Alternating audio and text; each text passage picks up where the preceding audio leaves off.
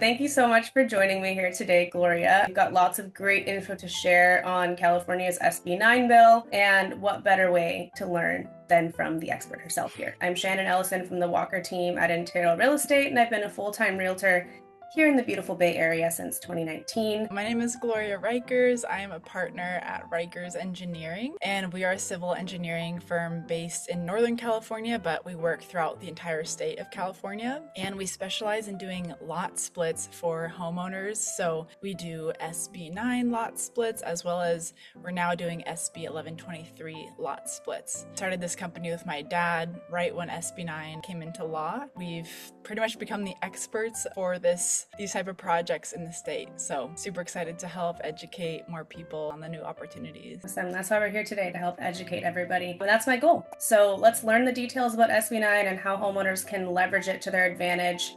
And with that, we're going to hop right in with maybe the most obvious question, and that is, what exactly is SB9 anyway? Yeah, so it stands for Senate Bill 9. It is a new law, well, newish, I guess now it's about 3 years old, and it allows homeowners who have a single family residential zoned property to split or subdivide their property into 2 separate parcels. So before this law, a homeowner had one home on the property. They could build an ADU and a junior ADU, but that was about it. And now with this new law, they can literally split it, create a brand new legal real estate asset, which can be sold separately and can be developed up to 4 homes in total. So obviously this unlocks a ton of value and housing potential for the entire state. And it's a ministerial law, which means that there's no neighborhood approval process.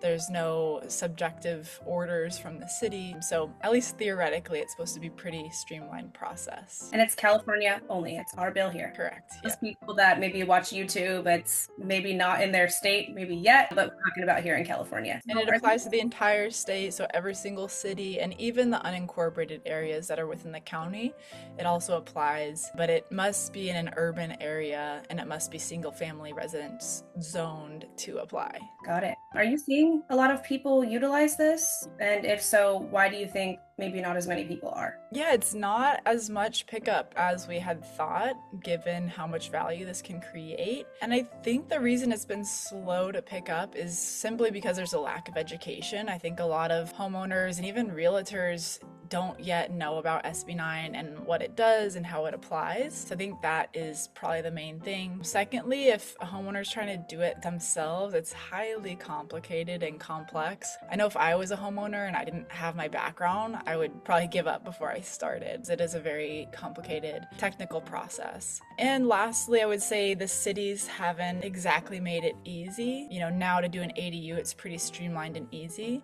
but there's still a lot of friction, especially again for people who don't know how to submit an SB9 application. It can be fraught with challenges. Sure, that makes sense, and that's where you come in. Yeah, exactly. We do all the hard work and, deal with all the headaches so that the homeowners don't have to. So it was passed in January of 2020? 2021. Yeah. 2021. So it hasn't been in circulation for that long. So maybe just putting out videos like this, talking about use cases and real life scenarios with people and really educating them, we might see it utilized more. Absolutely. And I heard that, when ADUs first came around, there was a couple years where there was barely any applications. And then they improved the bill and a couple things happened and then it just skyrocketed. So that might happen. I could see that happening with this as well. Yeah, especially when people hear a story where somebody has success with it and they're like, I could do that. But then it starts getting the ball rolling. What exactly are some of the benefits, and does it increase property value, and how? Definitely. What is so valuable in California, as you know, is real estate itself, the land itself. Everyone wants to live in California, wants to have a piece of land here. And so if we're able to create a brand new real estate parcel that's buildable, it's highly valuable. And so you might have a property with a home on it, and you might have a little spare area in the side yard or the backyard that can be split off and sold. And if you do that, the split increases your property value by about 25 to 30% net. And so there's a slight reduction in the parent property value because obviously you're just reducing the size, but then you're increasing it so much. So you're getting like a net increase of 30% value. That's without any sort of development or improvements. That's simply just doing the lot split. So that's huge. It's a pretty big jump, especially in a relatively quick period of time. Yeah, absolutely. Another benefit is you can have more rental income. So maybe people want passive income. They can build 2 to 3 units that have tenants in it. So not only is that creating more housing, which we need in California, but it's also bringing in more money for the landlords and for the homeowners. It allows homeowners to diversify their assets, also unlock cash that is currently locked up in the property. So if you have all this money and capital locked up in your property, you split it, you can unlock and liquidate some of the value of the land while still staying on your property. Or maybe you want to downsize and move into a smaller ADU, and then you can sell or rent out the bigger home. So many things you can do with it.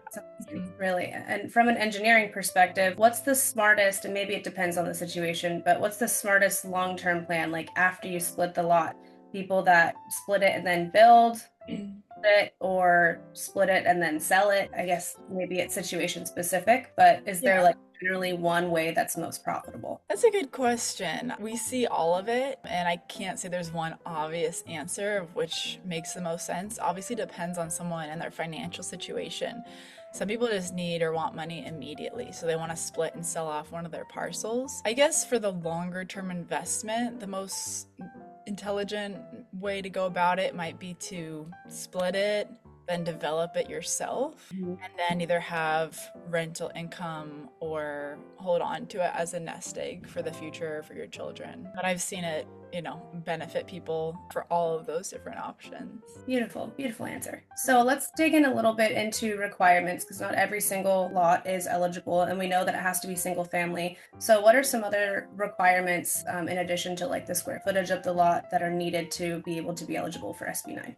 Yeah, so speaking of square footage, there actually is no minimum lot size. So you could do this on a little postage stamp property, and there's no lot that's too small. It might not make sense financially, but there's no minimum lot size. And there is one requirement that's a little funny, which is the owner occupancy requirement. And I say it's funny because it's kind of a gray area, but essentially they don't want this law to be used by investors or developers too much. So there's a requirement that the owner sign an affidavit stating that they intend to reside on the property or one of the properties for the 3 years after the lot split. But the key word is they intend to live there. And so if their current intention while they sign the document is, yeah, we intend that, that's fine. It also means they can change their mind. They're not like stuck to to live on the property for 3 years and yeah, and they're not going to come and check. So it's a little bit of a odd requirement. And I've also heard certain cities saying the tenant can sign that document. So it kind of just depends on the city or the county whether or not the tenant can be the one to sign the owner occupancy form. Interesting. Okay. And the other items are you can't be in a flood or high fire zone, but there are actually workarounds for that. We just need to make sure there's fire mitigation measures present. It used to be that you couldn't be in a historical zone, but now that's all out the window. So I would say best is for people to go to our free eligibility checker tool. They can plug in their address, and for free it'll show whether or not the property is eligible. That would be great.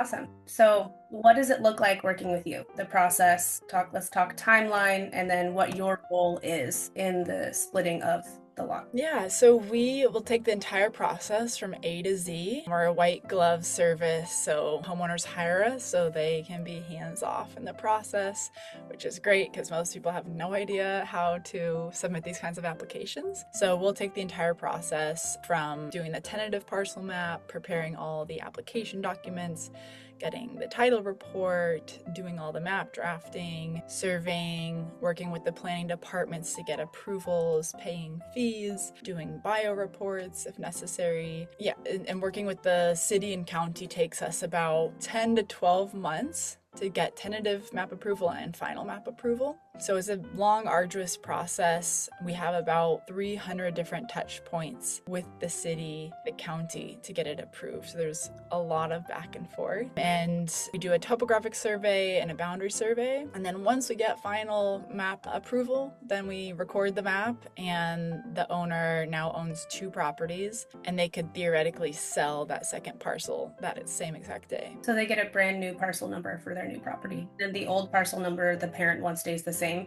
and a new one. Yeah. And I'm curious, for your audience, do you have a lot of realtors in your audience, or is it mostly homeowners, would you say?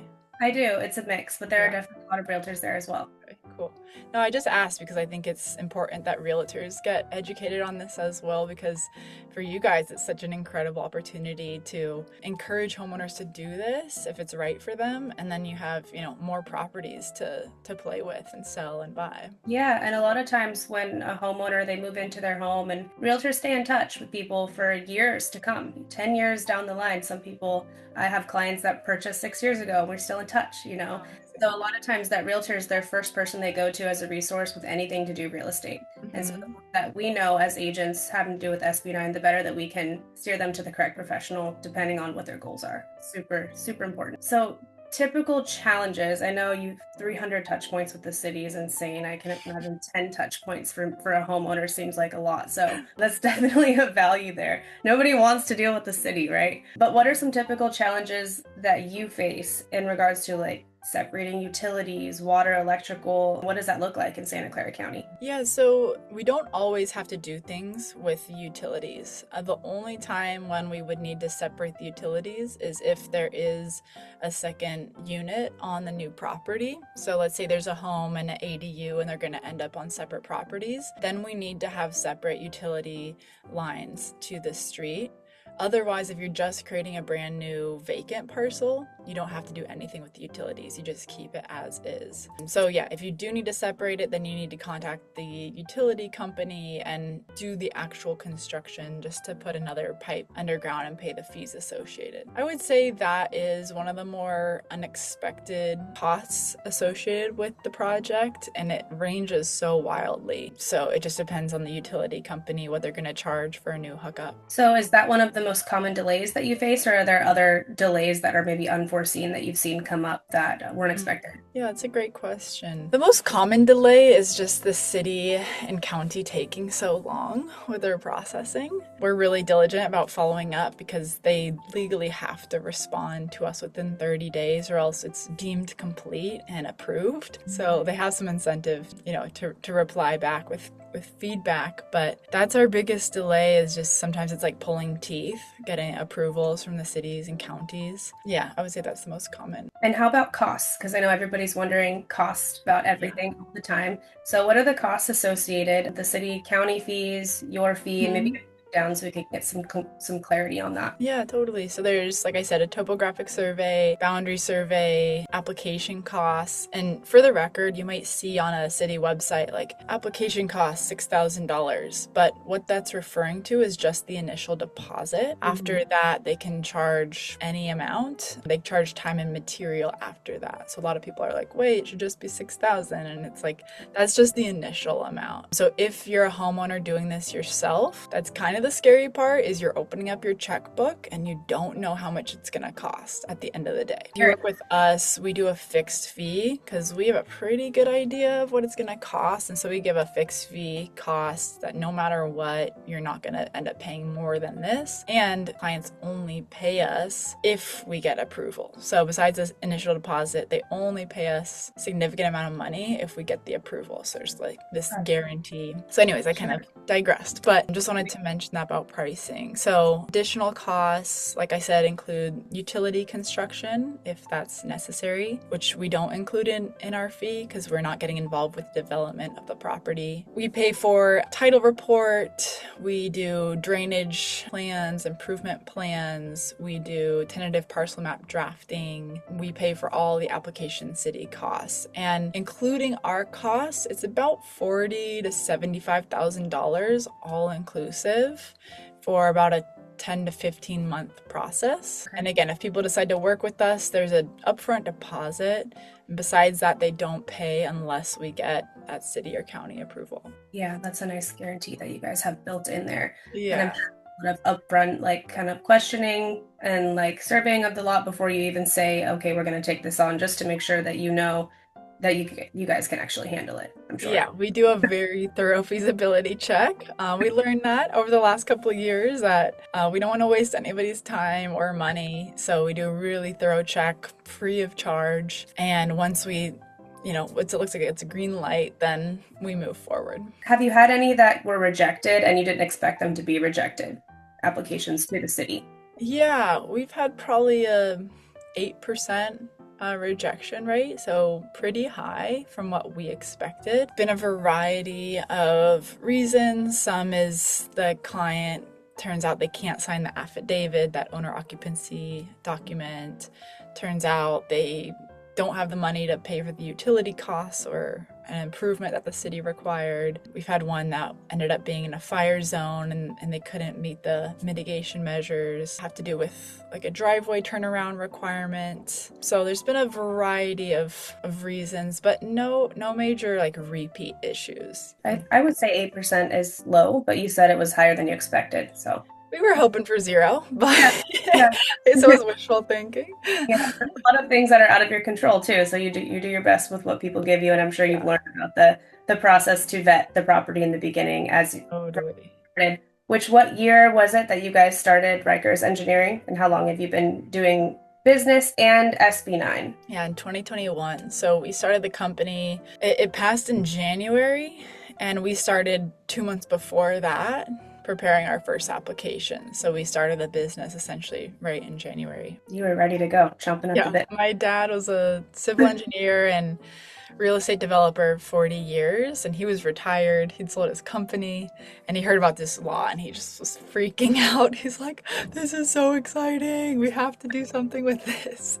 So yeah, we started up this company to provide this really specific service. Yeah. Okay, we're getting through these. These are great. Any advice that you would give to a future homeowner before they start diving into this process? The most obvious one is just do the free eligibility checker to see whether your property is eligible or not. That way, don't waste your time, obviously, if it's not eligible. I would say don't pay anyone for a consultation when you can get it for free, and we are the experts in lot splitting in the state, so I welcome people to come to us and we'll give a free consultation without any pressure. It's just kind of informing and educating people on what the process looks like, what the cost is. And any other advice? I mean, I would just say, if you have a home and a property, look into it. It's good to know your options, even if you aren't trying to do something right away. It's good to know what you have available, especially when the economy is changing. It's good to know how you can add value to your property. Most definitely. And there's different bills coming about and changing things all the time. So just staying up to date on the current laws and what they mean for your property is so important. And you said you were working with another bill earlier when we first started the call. Can you dive into that? You said SB9 and SB 1123. Which one is 1123? So I must admit, I'm not an expert yet. We have another branch of the business who is like running with this, and that's amazing. So I'm not fully educated on it yet, but it does allow for way more development to happen. So it's for kind of bigger lots, and you can build, I think, up to 10 homes on the property. It's also for single family zoned properties. Yeah, so if people are looking to do more of a big development project, they can also reach out to us and I'll put them in touch with the experts of that sector. Perfect. You got them covered. I'm sure you have a lot of success stories, but is there any that were just like, wow, this law was made for this client or this property and they really benefited some way from that? Yeah, we luckily do have a lot of these kinds of stories. Like I said, we have some clients who do the split and then just want to hang on to it as a nest egg for the future, for their kids. So there's no dramatic news there. They got what they came for. But I think the more exciting stories come when people split and then they sell the property and we're like, whoa, there was a huge win for them. And then we're like, oh, maybe we should have charged more because they just made, so much money. But no, obviously we're just really excited for our clients to be benefiting. One of our clients in Santa Clara just sold her second lot with an ADU on it for $1.4 million. So before it was just a property home with an ADU, she split off the ADU. Utilities were also already separated, so she didn't have to do anything.